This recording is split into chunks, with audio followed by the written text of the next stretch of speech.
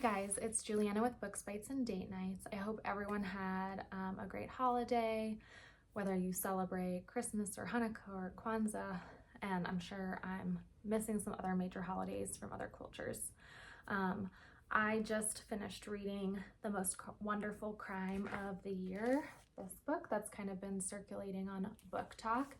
And I just have a short, quick review before I talk about the new year. This book was super fun. It isn't too long, which was a nice surprise when I picked it up from my library. And the chapters are short, which helped me find natural stopping points when I needed to get something done, or when I only had 15 to 20 minutes to get a little bit of reading in while we were with family or between work shifts or whatever it was. So it's a little bit different from anything I've read recently, and it kind of reminded me of Clue, both the movie and the game, due to the format, and had Agatha Christie-esque vibes. It takes place over Christmas, so it is a fun holiday read, but it would even be a really fun read now just to kind of extend the holiday feeling a little bit longer. Okay, so like I said, short and sweet. Now I want to share my thoughts about the new year.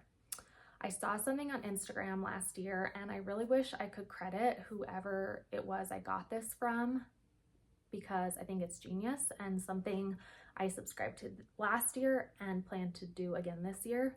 So the idea is to take a cue from nature, and instead of starting January with all these resolutions for the new year, you take January and February as times to rest and recuperate. Even though the holidays are fun, they can also be overwhelming and exhausting. So, like nature, take time to hibernate almost and just live in the cozy and take time to regroup. Then March is springtime. So in the beginning of the month, start to figure out some goals and some changes you want to make for this new year. And as nature starts to push forward into spring, that is a great time to start to move forward with new goals and kind of awaken your spirit again. I love this because I think there is just so much pressure to make big changes starting January 1st, and it's super easy to get burned out. And I feel like after the holidays, and which for me, I feel super blessed, are a wonderful time with family. I know that's not always the case, but it really does feel like a lot sometimes. So just taking January and February to kind of start to just rest. I have the most perfect book for a springtime awakening to sort of kickstart some goals. So I am excited to share that closer to March. The one exception I would say to waiting to make goals for the new year would be if you want your goal to be to read more this year, because I think reading is the best activity for the colder winter months. Just snuggling in bed, some cozy mood lighting maybe, and just a really good book.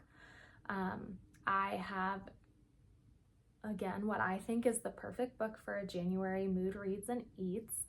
It isn't new, but it was one of my favorite of 2024, and I will share it in the next week or so. Also, I'm looking forward to actually sharing some bites and date nights ideas coming up this year, and taking a little bit of time to talk about why I decided to make Books, Bites, and Date Nights my channel name and not just talk about books all the time.